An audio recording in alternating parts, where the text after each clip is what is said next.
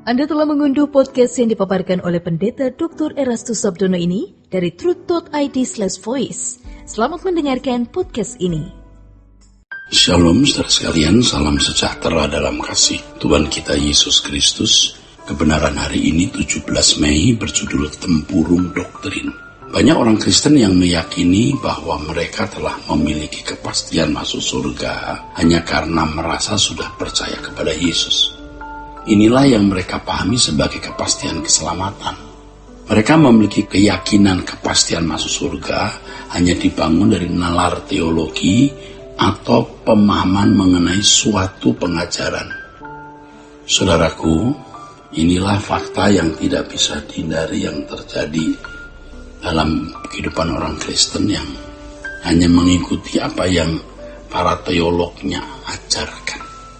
Sebenarnya keyakinan tersebut hanya sebuah fantasi, secara tidak langsung menggiring kehidupan pada fantasi dalam relasinya dengan Allah. Dalam hal ini seakan-akan persoalan kehidupan cukup diselesaikan dengan moral yang baik dan pengertian-pengertian mengenai doktrin atau pengajaran Alkitab. Begitu ya, pengertian-pengertian terhadap doktrin itu saudara, dan pengajaran Alkitab yang mereka susun. Kelompok ini biasanya berasumsi kuat bahwa pengajaran yang dipandang benar oleh mereka merupakan ciri dari kekristenan yang benar. Orang-orang tersebut akan mudah menghakimi orang lain ya, dan memandang orang yang tidak sealiran dengan mereka sebagai sesat dan bidat. Biasanya mereka juga memandang bahwa mereka adalah pewaris kebenaran dari gereja masa lalu, pewaris kebenaran yang sah. Begitu kira-kira saudara, dari gereja masa lalu. Dan sekarang mereka merasa sebagai penjaga kebenaran. Tidak heran kalau mereka begitu percaya diri bahwa mereka di pihak Tuhan dan merasa sedang membela Tuhan dengan melawan musuh Tuhan, yaitu melawan orang Kristen yang tidak sepaham dengan mereka. Tentu saja hal ini membuat mereka menjadi arogan, padahal mereka hanya mensakralkan pandangan para teolog masa lalu dan berbagai keputusan konsili yang seharusnya tidak boleh disejarkan dengan otoritas Alkitab.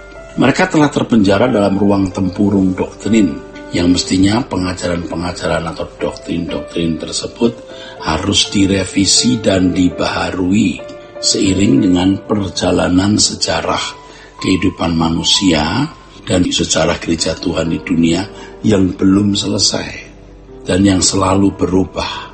Biasanya mereka juga dengan ganas dan bengisnya menyerang orang Kristen lainnya yang tidak memiliki pemahaman yang sama dengan mereka, dan mereka memandang orang-orang Kristen yang tidak sepaham dengan mereka sebagai orang sesat.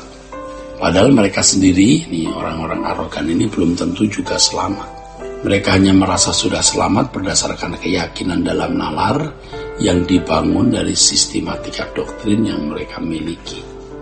Tidak sedikit dari antara mereka yang setelah menyerang ajaran orang lain kemudian menyerang pribadi orang yang mereka pandang sebagai sesat atau bidat, yang mereka samakanlah dengan anak setan, saudara. Itu mereka merasa sedang membela Tuhan. Secara tidak langsung atau secara langsung terjadi praktek ad hominem, ya, sesuatu yang benar-benar melanggar etika Kristen atau ajaran Yesus. Tetapi mereka merasa bahwa hal itu bukan suatu dosa, sebab mereka juga berkeyakinan bahwa mereka juga telah ditentukan selamat, saudara. Dengan gaya hidup seperti itu, mereka mengarahkan jemaat kepada kekristenan yang didominasi atau bernuansa olah nalar, mengurai teologi. Tentu ini bukan salah sama sekali, tetapi menjadi tidak lengkap kalau mereka hanya terfokus pada teologi secara eksplisit, yaitu apa yang diperoleh dan diperkarakan secara akademis atau olah nalar itu. Seharusnya orang percaya juga memiliki pengalaman dengan Allah secara real, saudara. Sebab Allah adalah realitas. Sehingga orang percaya dapat memiliki pemahaman mengenai Allah dari pengalaman dalam perjalanan hidup secara konkret. Sebab Allah itu real, konkret. Harus dialami secara konkret pula. Sehingga setiap orang percaya dapat mengenal Allah juga secara implisit. Dan jangan main-main, pengaruhnya luar biasa. Setiap orang percaya itu memang harus dapat mengenal Allah secara implisit dan membangun kehidupan moralnya dalam standar anak-anak Allah seperti Yesus. Ya. Ini penting sekali, saudara, untuk dipahami. Orang yang merasa diri sudah benar tersebut, ya, memandang bahwa teologi yang mereka pahami adalah paling objektif Alkitabiah, padahal mereka hanya meneruskan apa yang diajarkan oleh para teolog dan pengajar sekolah tinggi teologi atau seminari. Warisan dari yang adalah warisan dari pengajaran masa lalu. Nah, ini kenyataan. Yang adalah warisan. Warisan kok. Bukan sesuatu yang inovatif. Kadang-kadang pandangan teologi para teolog mereka dibuat terus menjadi up to date. Tetapi secara real, Allah tidak dialami. Ironinya Allah tidak diupdate. Ini berarti Allah diperlakukan seperti barang di dalam museum.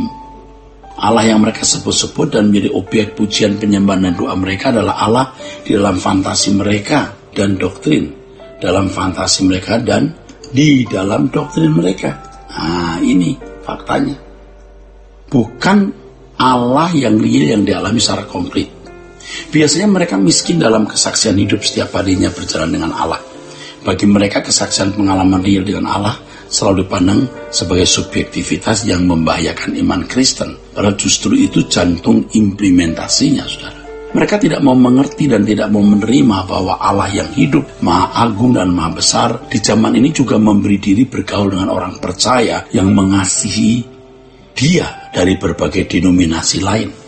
Allah juga memberi kecerdasan rohani atau spiritual quotient kepada orang-orang yang juga belajar dan terus-menerus menumbuhkan pengalaman rohaninya dengan Allah untuk memiliki pengertian yang benar mengenai Allah guna memahami kehidupan secara komprehensif. Sesungguhnya banyak orang percaya di luar denominasi mereka bukan saja mampu berteologi dari perspektifnya yang benar, tetapi juga memiliki hidup yang tidak bercacat dan tidak bercelah. Dan mereka pun juga selalu belajar untuk sungguh-sungguh dapat sempurna seperti Bapa atau serupa dengan Yesus. Jadi jangan seperti kata di bawah tempurung. Dia merasa diri paling benar, lalu di luar mereka tidak ada orang benar. Padahal ada banyak orang-orang di luar denominasi mereka yang memiliki perspektif yang benar dalam mengalami Allah secara komprehensif. Juga memiliki doktrin yang baik dan bahkan memiliki pengalaman hidup yang real dengan Allah.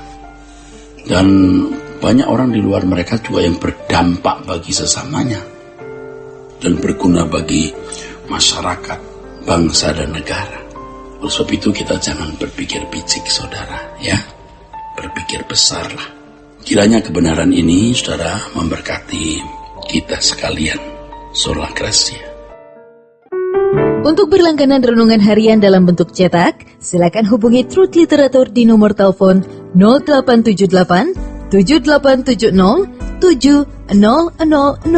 Untuk mendapatkan CD khotbah, MP3 renungan Truth, dan CD album lagu produksi Sola Gracia, Anda dapat menghubungi di hari dan jam kerja di nomor telepon 021 638 60953. Tuhan Yesus memberkati. Sola Gracia.